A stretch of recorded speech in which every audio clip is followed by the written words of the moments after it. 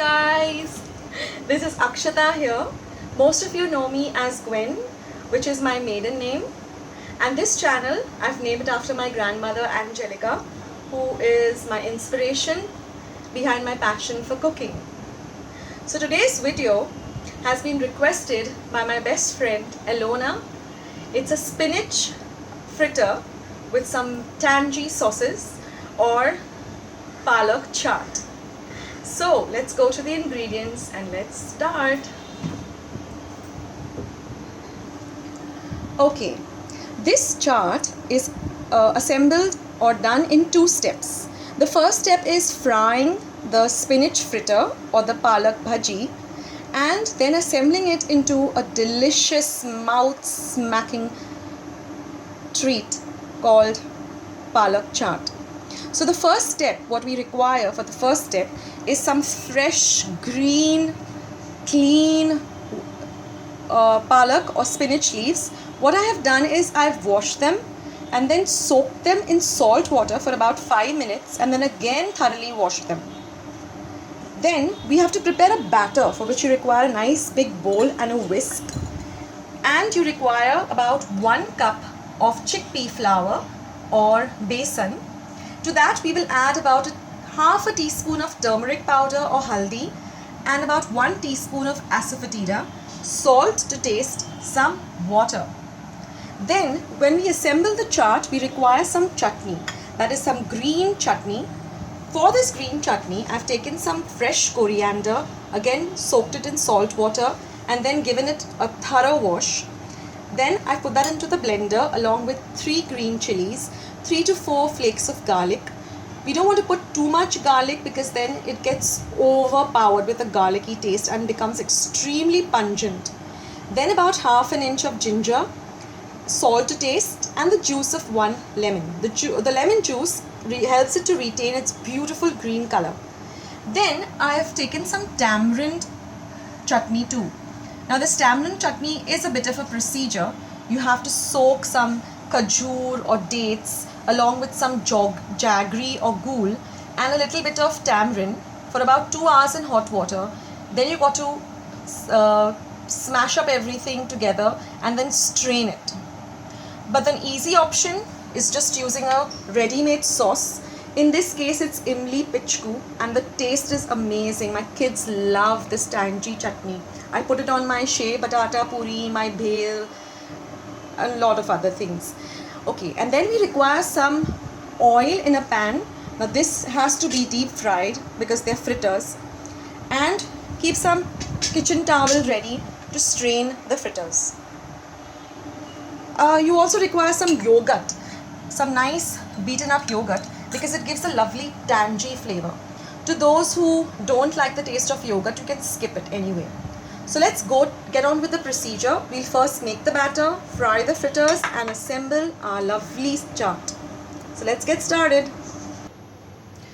So we'll start with making the batter. And a good thing to do at this time is also to turn on your gas because we want your oil to be nice and hot for frying the fritters. So get your oil hot on a medium flame. Don't heat it on a high flame.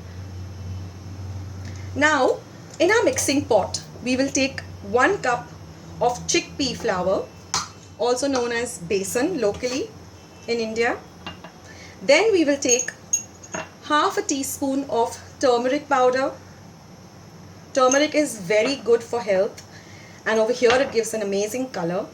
Asafoetida or hing, salt to our taste and some water. We don't want a very runny batter and we don't want a very thick batter either. It should be just right enough so that we can dip our spinach or palak leaves into the batter and deep fry. There shouldn't be any lumps.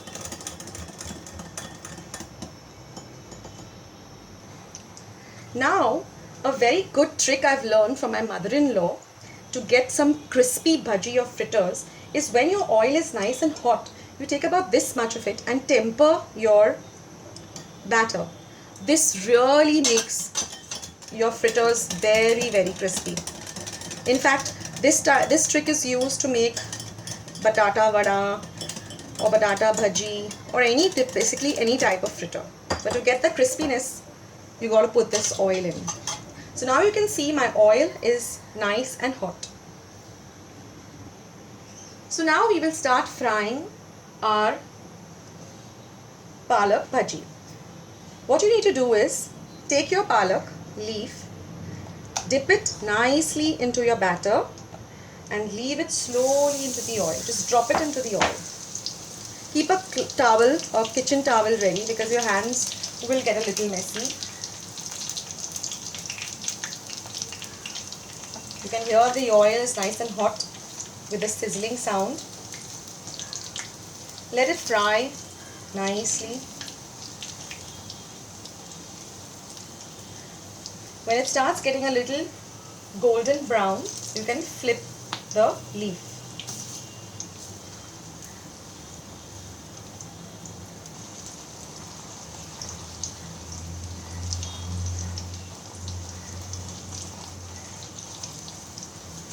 Yeah, can you see it? So good and golden brown and looks amazing.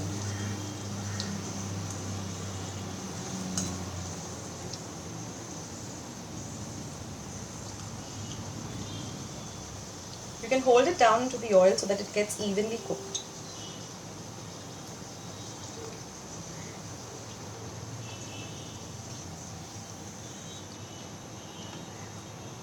Once that is done, just drain it onto your kitchen towel.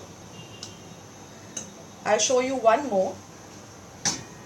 Take your leaf, dip it evenly so that it gets coated in the batter and drop it into the hot oil. Mind your fingers.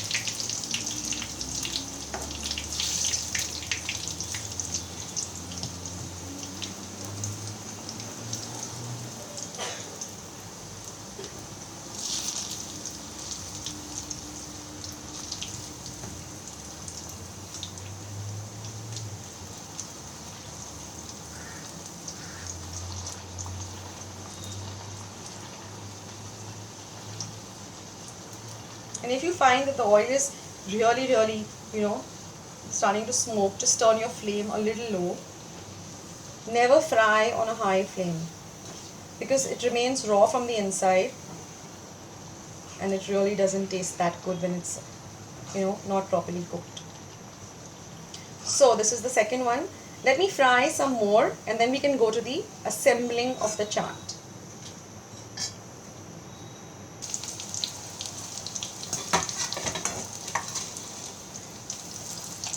I'll show you one more.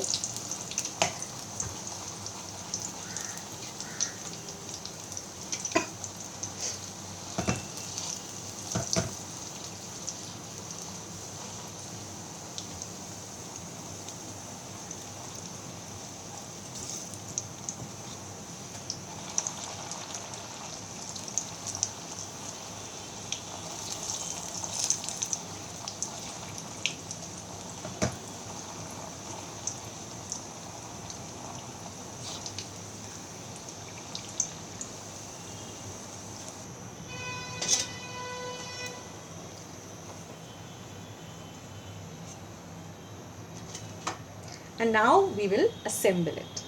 So let's start assembling our chaat. First we will take our bhaji. You can take about 4 per person. Then you will evenly spread the green chutney, seeing that each leaf is coated with the chutney.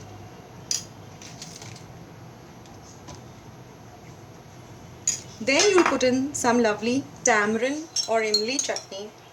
Actually a lot of it because it really gives a lovely taste. Then some beaten yogurt, chilled yogurt, and a generous amount of shave.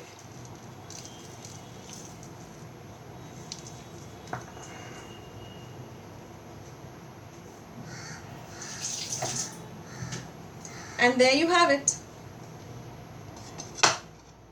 Doesn't it look delicious?